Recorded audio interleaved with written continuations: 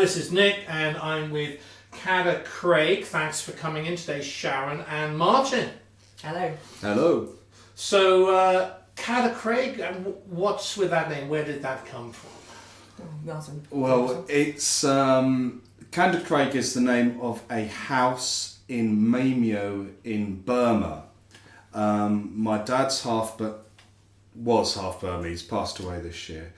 He was born in Burma in 1931, and he was a child there during the Japanese occupation. They all ended up living with my aunt, who was my dad's oldest sister, and just over the road from them was this house, Candacraig. At the turn of the millennium, my dad was given compensation. All British citizens who had been interned by the Japanese got some money, and with that money he paid for him and my mum, my sister, and me and Sharon to go to Burma for 3 months in 2003. We were sort of just amazed by the landscape in Burma, the pagodas there. It really did change us, and the warmth of the people who are so generous, and these are people who are terribly oppressed by the government as well. So Burma had a real deep impact on us. And for 1 week we stayed at Candacraig, and it was very poignant. And I think there's one other place called Candacraig. I believe it's a hotel in Scotland. Because it does sound Scottish, There is. doesn't it? I did a search on it. And I thought, oh, right. maybe they're Scottish. Yeah. They don't sound Scottish. Well, the thing is, we thought about the music that we were making, and it kind of was vaguely folkish, and then because Candacraig kind of sounds Scottish, and my name's Nichols, so I must have some Scottish ancestry somewhere down the line. Mine's Irish way back as well, so it kind of fitted, and then because the house of Candacraig meant so much to us. Yeah. And it was better than a bit of M&S, which is where we thought. Well, or the other one was a bit of S&M, which was something completely different. We got really weird audiences for that, so we decided, yeah. So when did you first start making music together? 93, Straight away, 94. wasn't Yeah, it? pretty much. Yeah. We met in 92, and we pretty much started writing stuff. Was this in some part of England? We met in Cambridgeshire, and then when I got a place at drama school I actually finally got there. It was 93, and so we moved up to North London. And basically, do you remember the programme Spaced? Yes. Yes, that was basically a documentary about our lives, really. So we were these very bohemian, or trying to be a bohemian creators. trying to be bohemian. Trying to be cool and failing miserably at both, really. But yeah, so that was us, and we started writing more, and didn't really know what to do with it. And so eventually, we got a name about 10 years later, and then, finally actually recording the album another decade after that. Wow. So what name were you going under back then? Well, it Derek. was. Yeah, we really didn't have a name. Yeah. We for ages we just were this thing. Yes. That we'd revisit every now and again and think we must do something with this, and then like a few years would go past, and then we'd be pursuing our acting careers, and that wouldn't come to anything, and then we get rubbishy jobs, and things would get in the way, and then finally, once we started actually making music our actual career, sort of about 3 or 4 years ago, we became full-time musicians working mainly for covers bands. Yeah. Which is great because we're doing something we enjoy, but at the end of the day we wanted to be performing our own stuff together. And although I have other solo ventures, which I'm not going to go into here, sort of comedy sort of songs and things like that, we wanted to do something more, more spiritual. Or us. More really. us, Yes, yeah, that was us. And that's actually terrifying, actually performing stuff without being Bjorn out of ABBA with a daft wig on, or me, Violet Hue with a headdress with You were Bjorn out of Abba? I am the oldest, fattest, hairiest, darkest Bjorn in the country, Good possibly Lord. in the world. This could be an Yes. exclusive. And Well, I occasional think- freedom. But I also like to think I'm the best. Well, I mean, there's certainly a place for covers in entertainment, you know, but I mean, I'm personally a big fan of something new, something original in that respect. So in terms of your writing process, what tends to be the way that songs sort of manifest and emerge? Well, you'll write on guitar, and sometimes A we'll noodle. Noodle. The way we used That's to it, write was yes. much more collaborative when we were young and foolish, and now it tends to be We're I'm- old and foolish. I will shut myself away and plonk away on the piano, and then when I'm ready to show something to Martin, which is a long way down the line sometimes, Yeah. then he'll say, "Oh, that was good," or "That was crap," or whatever, and then we'll work on it together after that. And it tends to be the same now, I suppose, with Martin, because Well, I don't think I ever say that was crap, because Sharon says she'll go and shut herself away and she'll come out with something absolutely brilliant like that. And I'll struggle for years and years with something, I just get nowhere with it. Yeah. That's our collaboration now. Let's put himself down there. But So, I mean, different people have, it's interesting because on the platform, people have very different styles of working. Some people just basically get something refine. Other people, things just turn up. At what point do you let the song go and go, okay, now it's okay to show over to Martin? I never think it's ever quite that time, but Yeah. usually you'll pressure me into, actually letting it loose and. Yeah, I mean, because I'll usually come up with the lyrics first these days anyway, and then I will find the tune will come to it eventually, and that could be another year down the line sometimes. There was one of this M.R. James thing which I had milling around for ages. It was like about a ghost story, about from the point of view of the ghost instead of the protagonist, which is I had those lyrics for ages, and for ages and ages I held on to that because I wasn't quite sure if it was any good, but yeah, you seem to like that one. Yeah, it's magnificent. It's the one thing Yeah. I've actually recorded and gone to SoundCloud, in fact, yeah. And in terms of background, you went to drama school? That's right, yeah. we So, both- in terms of being, did you both go to drama school? Or did you I went to Separately. Bretton Hall. Yeah. Oh, okay, so sort how- of drums. Sort of drama school. How yeah. much of that environment do you think informed or influenced what you then did musically?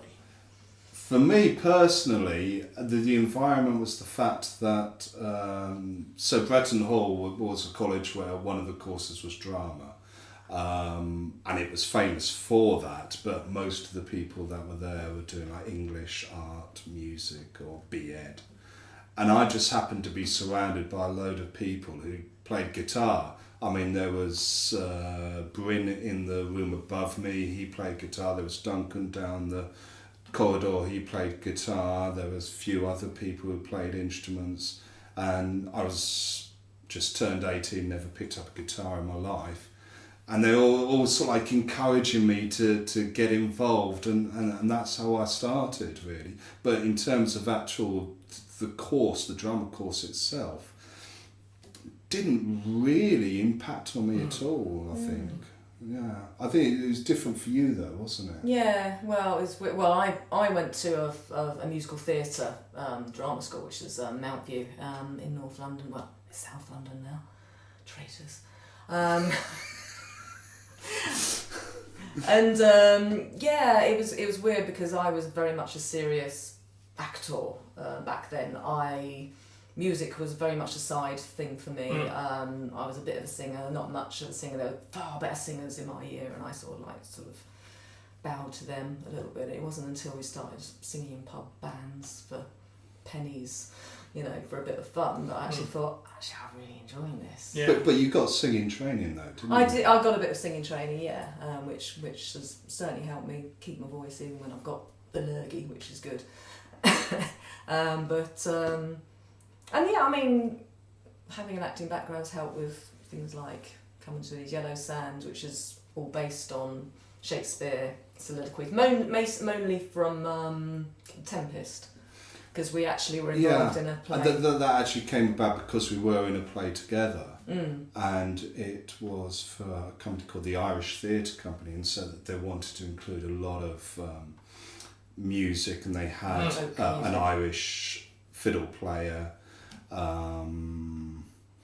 Yes, so it was very folky, and that Come On to the Yellow Sands, funny enough, that was the first thing I ever came up with when I started learning to play guitar, because it was just I just had, and then I just started doing that, and I thought, oh, I can do this for ages, sounds lovely.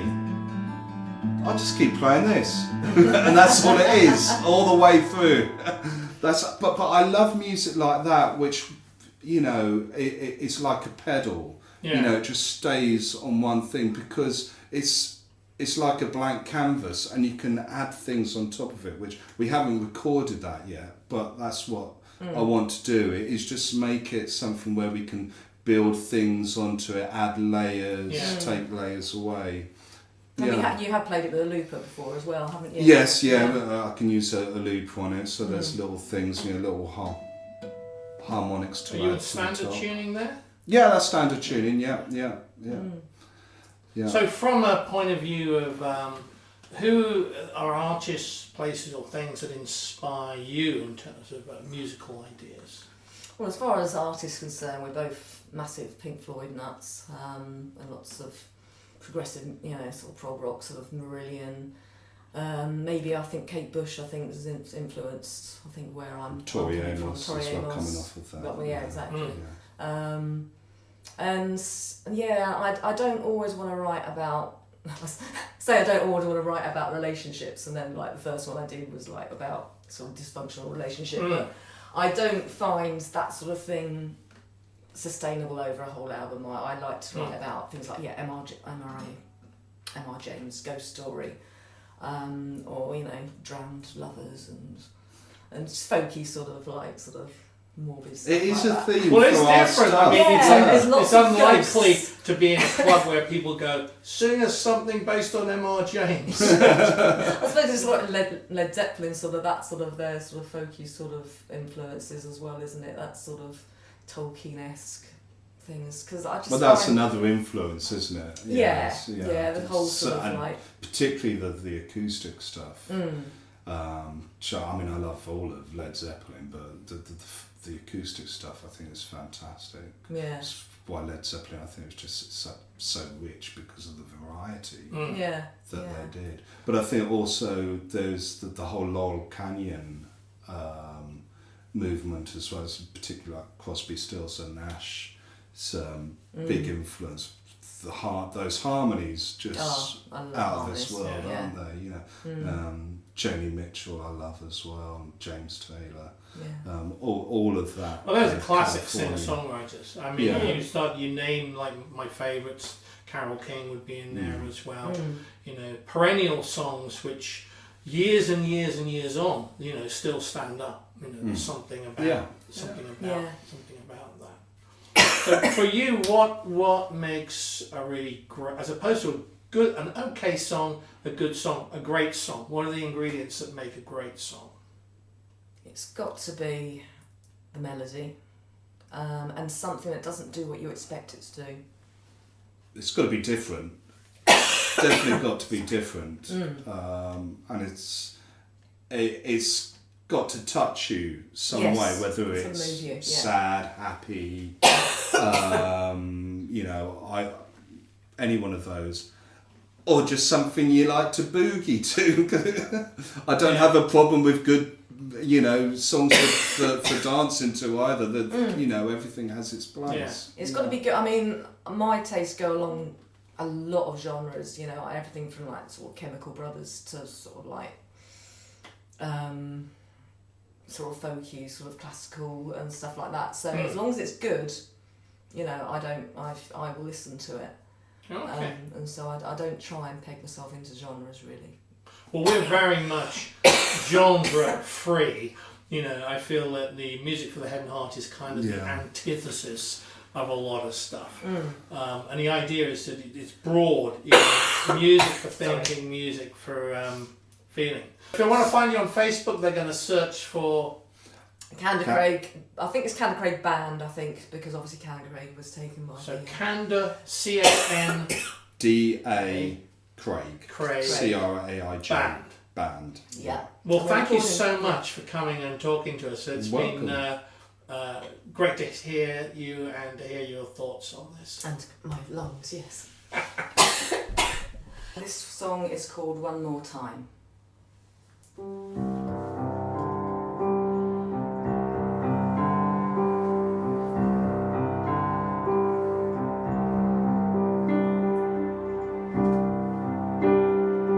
So shut your eyes for the 1000th time. You'll be there. One more time.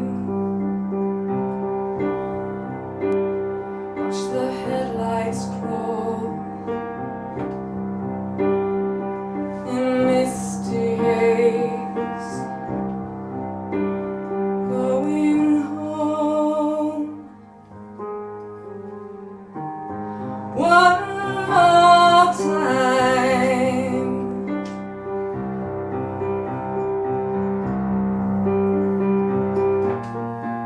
No storm can wash these thoughts away. No rain can clear these eyes. I feel as if I have played this part 100,000 times.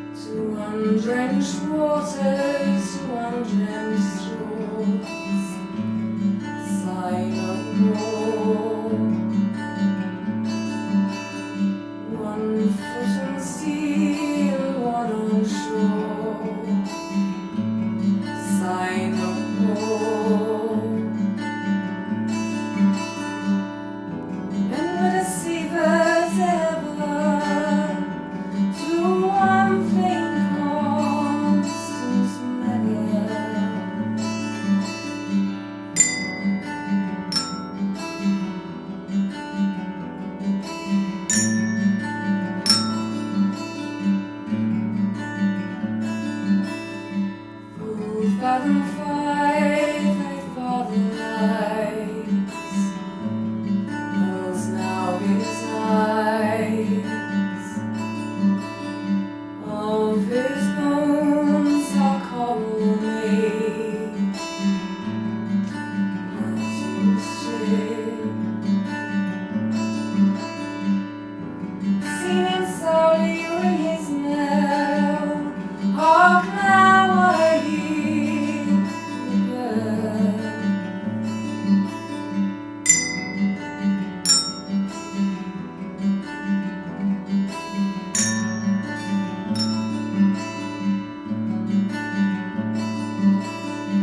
Come unto